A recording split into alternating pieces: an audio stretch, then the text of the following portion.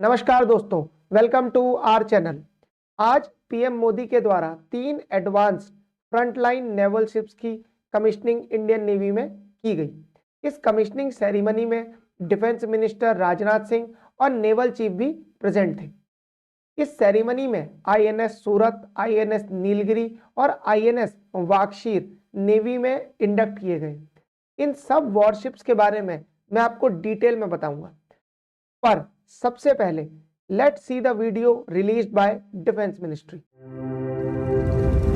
This January, be a part of history as the Indian Navy commissions the destroyer Surat, stealth frigate Nilgiri and submarine Vakshir together at Naval Dockyard Mumbai in a landmark ceremony presided over by the Honorable Prime Minister. Built by Mazagon Dock Shipbuilders, each a tribute to Atmanirbhar Bharat with unique operational capabilities. Nilgiri is a revolutionary design with a flush forecastle, signal suppression techniques and a super rapid gun mount with smart ammunition. Surat, with her size and strength, is a floating fortress. And Vakshir, one of the world's most advanced submarines.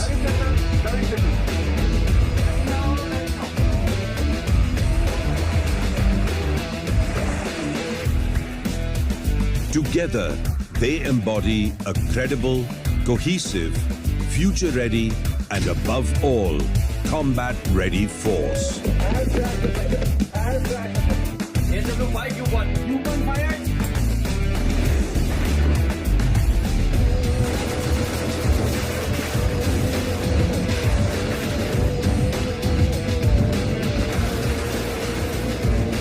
Tomorrow's Navy, today. ये तीनों worship Indian navy की capabilities को major boost प्रदान करेंगे। भारत धीरे धीरे defence sector में self reliance हासिल करने की तरफ बढ़ रहा है। पीएम ने भी इस इवेंट में अपनी स्पीच में इसी बात को मेंशन किया है। सेल्फ रिलायंस इंडिया के लिए बहुत इंपॉर्टेंट है। इससे फ्यूचर में हमारी डिपेंडेंस ऑन अदर कंट्रीज ये काफी घटेगी, प्लस हम अपने प्लेटफॉर्म्स को एक्सपोर्ट भी कर सकते हैं। भारत का कुछ सालों में डिफेंस एक्सपोर्ट सिग्निफिकेंटली बूस्ट हुआ है। डिफेंस मिनिस्ट्री के डेटा के अनुसार इंडिया 100 से भी ज्यादा देशों को डिफेंस इक्विपमेंट बेच रहा है। इंडिया का एक्सपोर्ट जो 2014 और 15 में 1941 करोड़ था, वो अब 21,083 करोड़ हो गया। ये एक सिग्निफिकेंट जंप है। अगर हम 1 रुपया शिप बिल्डिंग में इन्वेस्ट करते हैं तो इंडियन इकोनॉमी में वो 1.82 बनकर वापस आता है। अब डिटेल्स में इन शिप के बारे में जान लेते हैं। ये तीनों शिप इंडिजिनसली कंस्ट्रक्टेड है। इसमें इंडिजिनस कंटेंट बहुत ही ज्यादा है। सबसे पहले बात करते हैं आईएनएस सूरत की। INS Surat indigenously constructed frontline worship and guided missile destroyer है। ये प्रोजेक्ट 15B का चौथा और आखिरी शिप है। प्रोजेक्ट 15B में इंडिया ने 4 अपग्रेडेड स्टेल्थ डिस्ट्रॉयर बनाए। ये पुराने स्टेल्थ डिस्ट्रॉयर की अपेक्षा काफी सिग्निफिकेंटली एडवांस स्टेल्थ डिस्ट्रॉयर है।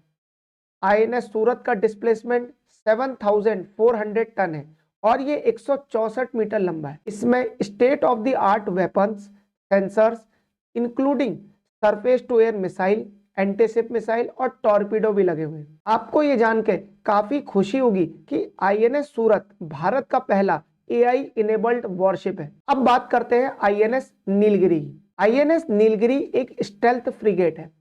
अब आपके मन में सवाल आ रहा होगा कि what is a difference between frigate और डिस्ट्रॉयर। देखिए, फ्रिगेट और डिस्ट्रॉयर में कोई सिग्निफिकेंट डिफरेंस नहीं होता।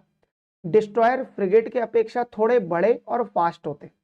फ्रिगेट ट्रेडिशनली यूज किए जाते हैं एंटी सबमरीन वॉरफेयर के लिए। अब अगर इनका एंटी सबमरीन वॉरफेयर के लिए यूज होगा तो इसमें टॉर्पीडोज ज्यादा नंबर में लगे रहते हैं, जबकि डिस्ट्रॉयर्स का यूज मेनली एयर डिफेंस के लिए होता है।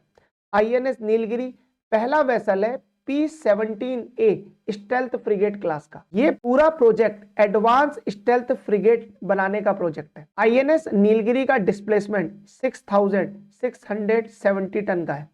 इसमें ब्रह्मोस सुपरसोनिक क्रूज मिसाइल और 76 मिलीमीटर की गन लगी है। इसमें भी INS सूरत की तरह हेलीकॉप्टर्स ऑपरेट कर सकते हैं। इसको बनाने की शुरुआत 2017 में हुई थी और 2019 में इसको सी ट्रायल्स के लिए भेज दिया गया था।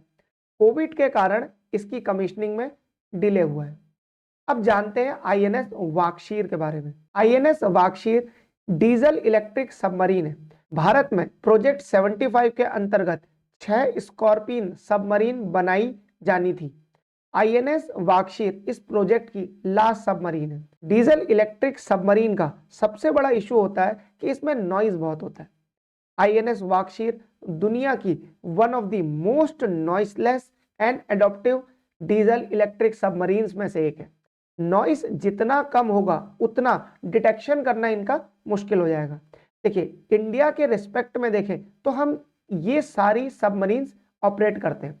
इनमें सबसे एडवांस सबमरीन अरिहंत क्लास की होती है। अब आप कलवारी क्लास सबमरीन देखिए तो उसमें सबसे नीचे आप INS वाकशीर का नाम पाएंगे।